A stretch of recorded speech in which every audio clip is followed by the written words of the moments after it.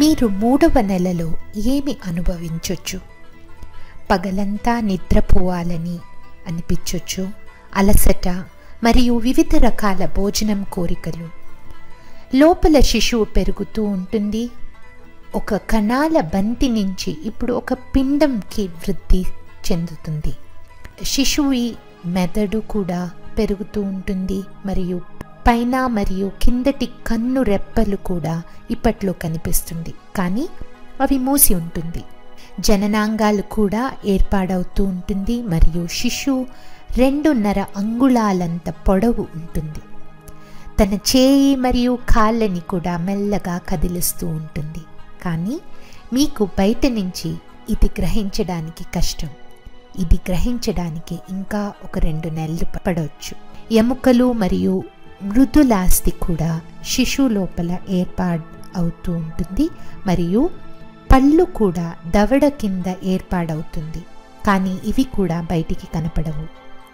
మీ చిన్నారి ఇప్పటికే జీర్ణ రసాలను, మూత్రం ఏర్పాటు చేయడం మరియు హార్మోన్లు, తెల్ల రక్త కణులు ఉత్పత్తి చేయటం మొదలెట్టుంటుంది. ఈ నెల ఆఖరిలో మీ శిశువు యొక్క అన్ని వ్యవస్థలు ఏర్పాటవగా మీకు చాలా వరకు అలసటగా అనిపిస్తుంది. మీ శరీరము శిశువు వృద్ధి కోసం ఎక్కువ పని చేస్తూ ఉంటుంది. అలాగే కొంత మహిళలలో బీపీ తగ్గడం మరియు బ్లడ్ షుగర్ అంటే రక్తంలోని చక్కెర తగ్గడం కూడా ఉంటుంది. జీర్ణం కూడా మెల్లగా అవుతుంది. మీ జీర్ణ వ్యవస్థ గర్భిణీ ఉన్నప్పుడు కొంత మెల్లగా పనిచేస్తుంది. అందువలన శిశువుకి ఆహారం నుండి అన్ని పోషక పదార్థాలు రక్తానికి పూర్తిగా శోషించబడుతుంది. ఇది శిశువుకి కూడా సహాయపడుతుంది. అప్పుడప్పుడు తల దిమ్మిగా అనిపించవచ్చు. ఇది మీ గర్భిణీ హార్మోన్స్ శిశువుకు ఎక్కువ రక్తాన్ని సరఫరా చేస్తున్నందుకు. ఇలా అనిపించినప్పుడు పడుకోండి. కొంత సమయానంతరం మీకు బాగా అనిపించినప్పుడు ఏమైనా తినడానికి లేకపోతే త్రాగడానికి తీసుకోవచ్చు. వాకరిక, వాంతులు, స్తనము నొప్పి ఈ నెల ఆఖరికి తగ్గవచ్చు.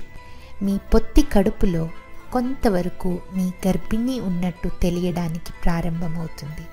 కొంతగా ముందుకి కనపడవచ్చు. ఇప్పుడు మీ గర్భం ఒక కమలా పండు అంత ప్రమాణంలో ఉంటుంది. ఈ నెలతో మీరు మీ గర్భం యొక్క 3 నెల పూర్తి చేశారు.